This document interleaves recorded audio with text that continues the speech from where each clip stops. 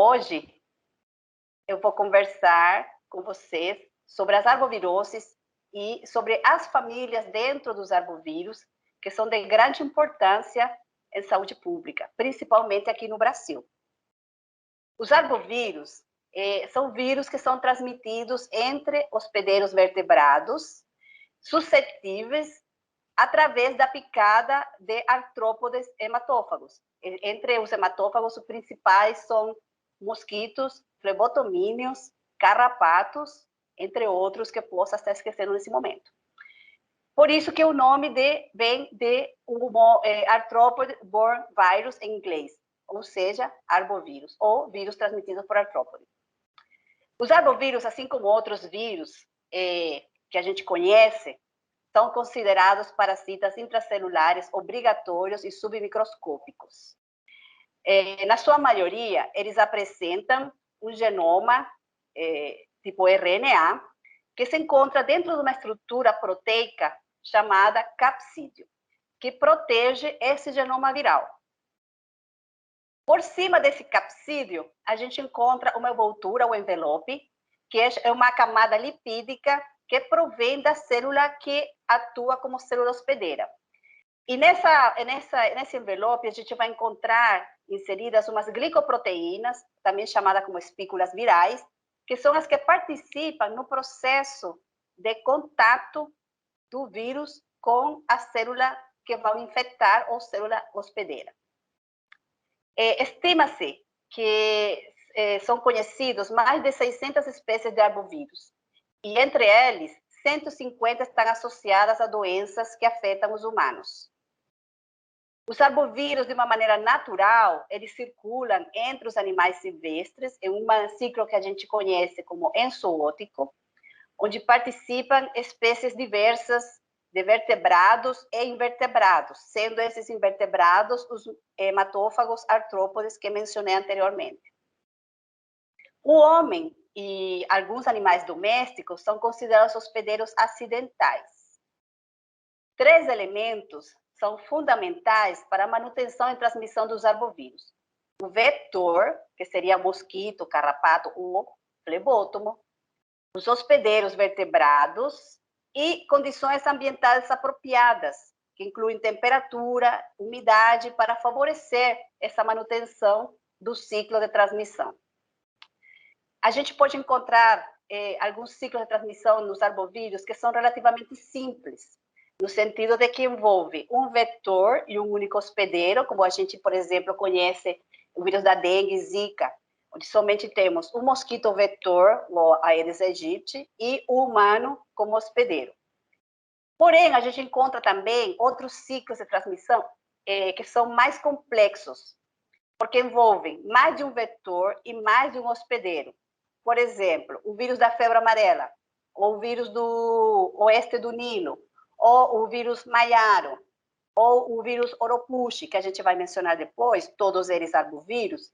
Eles têm, além de um ciclo urbano, onde participa ou onde é afetado o homem, temos também um ciclo silvestre, onde participam hospedeiros, vertebrados e outras espécies de mosquitos. Então, a gente encontra nesses casos 2 possíveis ciclos de transmissão e por isso a gente chama ou menciona que são ciclos de transmissão um pouco mais complexos.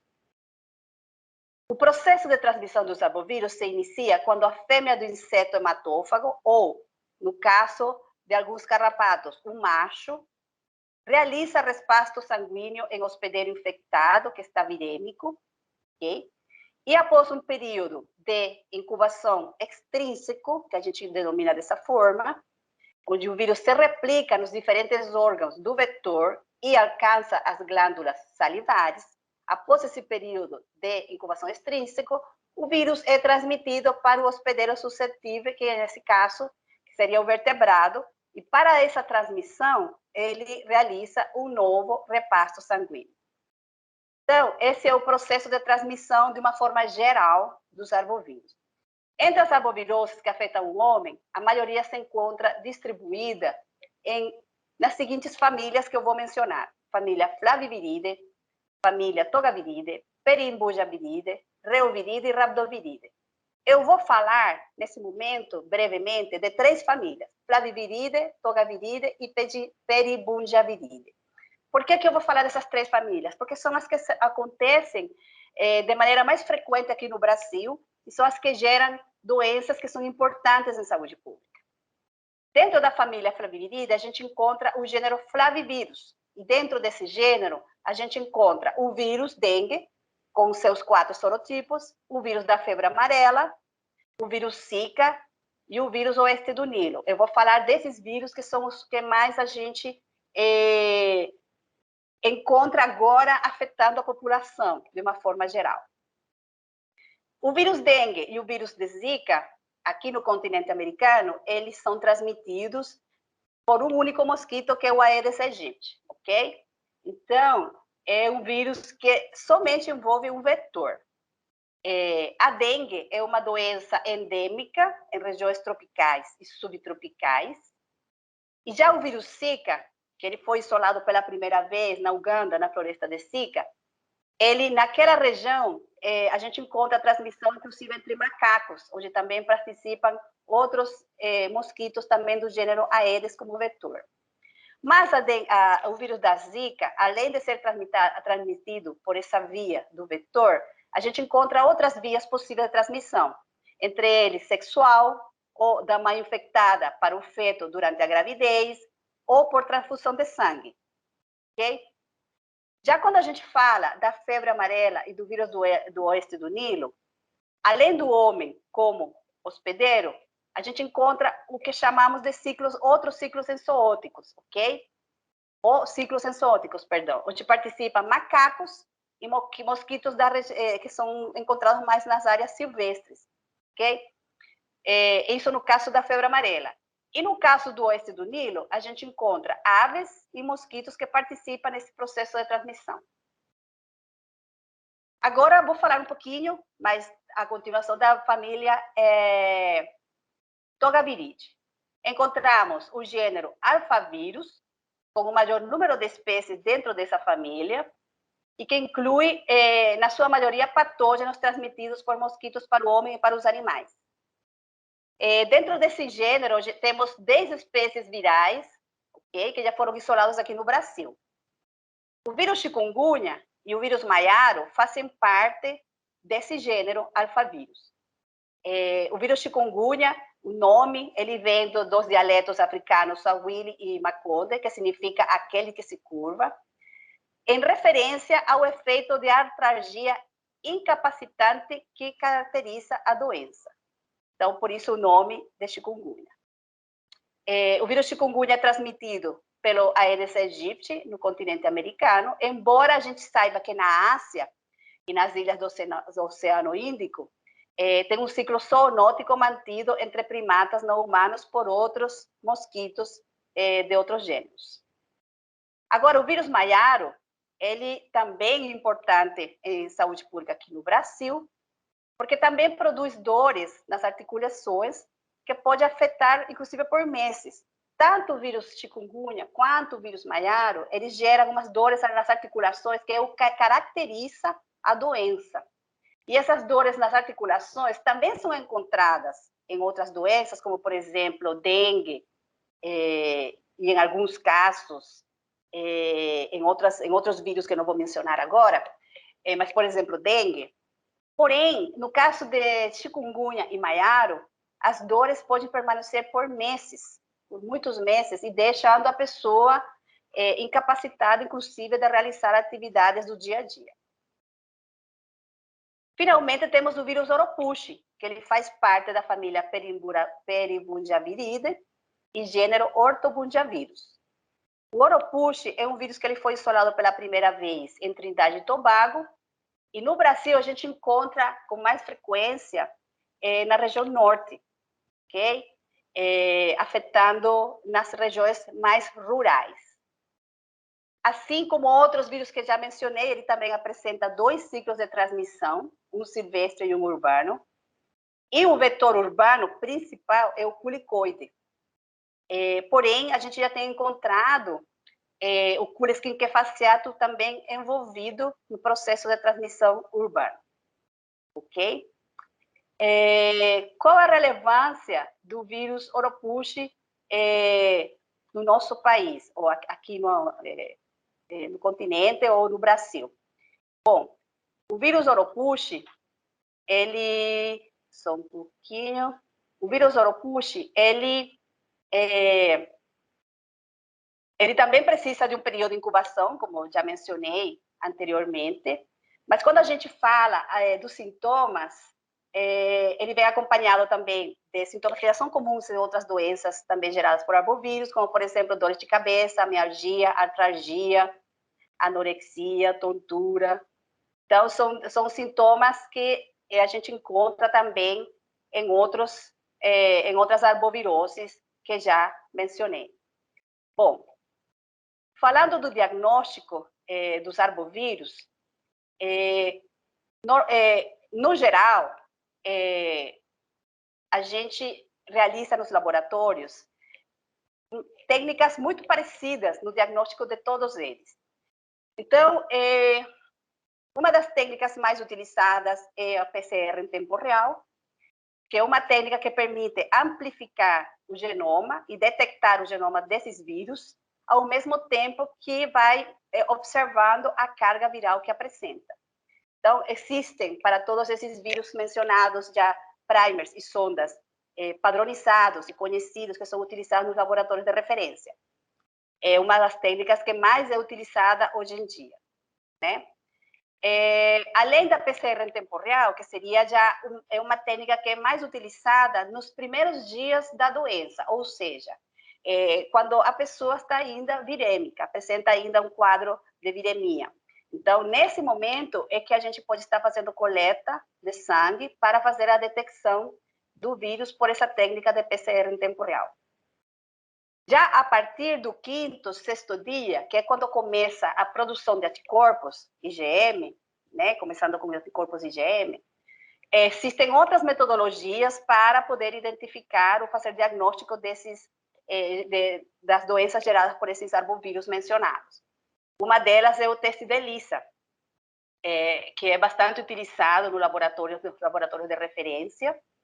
Ele permite detectar tanto os anticorpos na fase aguda, que seria o anticorpo IgG, quanto na fase de convalescência, que seria o anticorpo, tanto na fase aguda, que seria o anticorpo IgM, quanto na fase da convalescência, que seria o anticorpo IgG.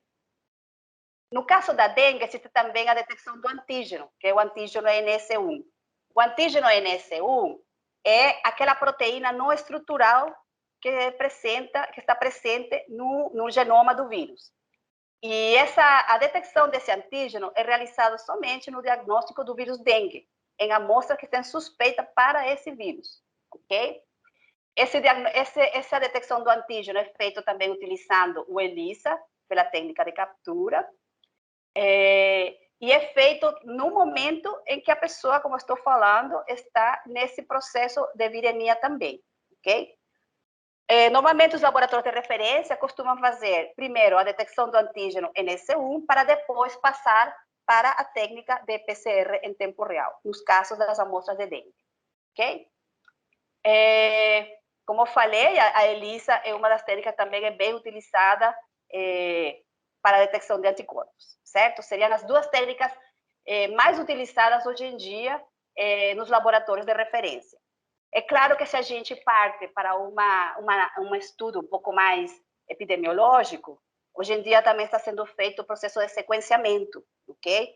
Onde é possível avaliar as características genéticas dos vírus que estão circulando numa região e permite também detectar possíveis variantes ou cepas que estejam circulando naquela região. Mas isso é um processo, o sequenciamento é uma técnica que não está ainda muito difundida em laboratórios de referência, ok? É mais para laboratórios de pesquisa. Um aspecto importante que eu quero mencionar aqui é o que respeita ao tratamento das arboviroses. Não existe tratamento antiviral específico para as arboviroses. O tratamento é sempre realizado com base nos sintomas que o paciente esteja apresentando. Então, por exemplo, é recomendado fazer repouso com reposição de líquidos, o uso de analgésicos e antitérmicos, como dipirona e paracetamol, para acalmar as dores que possam estar gerando a nível das articulações e a nível dos músculos, e para também controlar a febre. Não é recomendado utilizar nenhuma fórmula que contenha ácido acetilsalicílico ou derivados, pela possibilidade de gerar ou agravar algum quadro hemorrágico que de alguma maneira é possível de acontecer, principalmente nas infecções por dengue. Então, esse tipo de medicamentos não são recomendados, ok? Outra importante recomendação que está sendo falado muito no caso das dores geradas pela chikungunya é evitar o uso de anti-inflamatórios não hormonais. Não é recomendado, ok? Também pelo risco de sangramento que possa estar acontecendo nesses pacientes. No caso das pessoas que apresentam a síndrome de Guillain-Barré, que é uma síndrome que pode acontecer nas infecções por vírus Zika, devido à natureza autoimune, né, da doença, o tratamento na fase aguda consiste mais no uso de imunoterapia, ok? Ou aplicação de imunoglobulina, porque dessa forma é possível remover os anticorpos da corrente sanguínea e substituir por plasma artificial, usualmente albúmina. Então, essas são algumas recomendações feitas. Agora, o que é importante também falar é sobre as medidas de controle das arboviroses.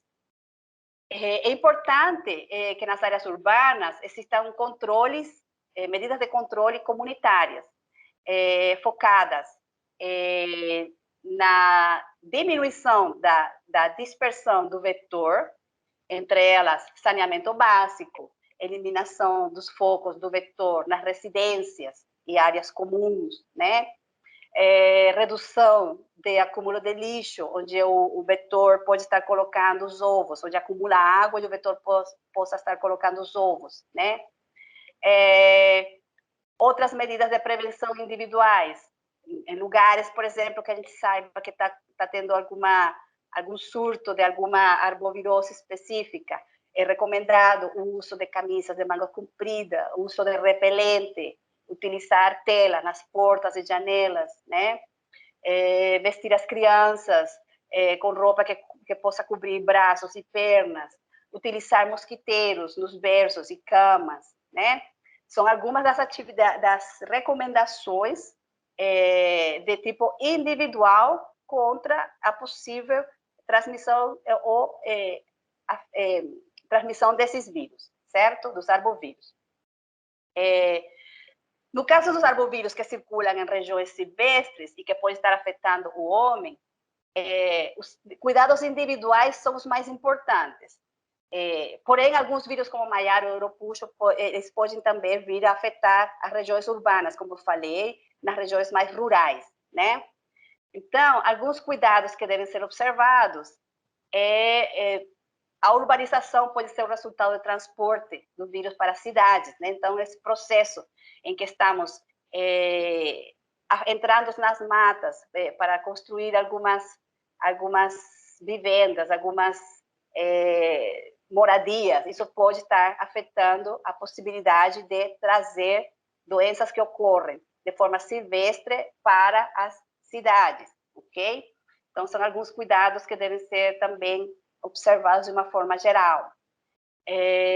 A gente também não pode esquecer que o meio ambiente, essas mudanças climáticas podem também estar gerando mudanças no comportamento dos mosquitos vetores e, em algumas situações, pode até gerar mutações ou influenciar, não gerar, influenciar possíveis mutações em algumas desses arbovírus, né, mutações genéticas e as suas adaptações a vetores urbanos, né? Então, dentro desse esquema, a gente não pode esquecer o termo de saúde única, ok? Esse termo, ele envolve tudo isso que eu estou mencionando, envolve o meio ambiente, envolve o homem, envolve os vetores, envolve os vírus, né? E tudo isso em conjunto deve estar num equilíbrio que diminua a possibilidade de transmissão desses arbovírus que acontecem, por exemplo, de maneira natural. Então, existe essa importância também de tomar esses cuidados nesse sentido. Para alguns vírus, como por exemplo para a febre amarela, a gente tem a vacina, né? E evidentemente a vacinação contra a febre amarela aqui no Brasil tem contribuído muito com a diminuição de casos, né? Então a gente encontra que, por exemplo, a febre amarela urbana foi erradicada, mas a gente tem em alguns períodos, em alguns momentos, surtos ou surgimentos de casos de febre amarela entre macacos e que pode vir a afetar o homem, no momento que o homem ingressa na mata onde esse vírus está circulando entre esses macacos. Então, existe esse perigo também, que é importante considerar. Porém, a vacinação tem contribuído muito na diminuição desses casos de febre amarela. Então, com isto, eu encerro o que eu tinha para falar na unidade de arbovírus. Fizemos ênfase em 3 famílias que no Brasil e outras regiões tropicais e neotropicais produzem doença e que afetam importantemente a população humana, trazendo consequências epidemiológicas, econômicas e inclusive psicológicas. Fizemos uma pequena descrição, né, dos vírus dentro dessas famílias que mais têm importância epidemiológica aqui no Brasil, e algumas formas de transmissão e algumas formas de diagnóstico e de cuidado ou de controle que podemos ter. E com isso eu encerro essa unidade, esperando que seja de grande utilidade para vocês. Muito obrigada.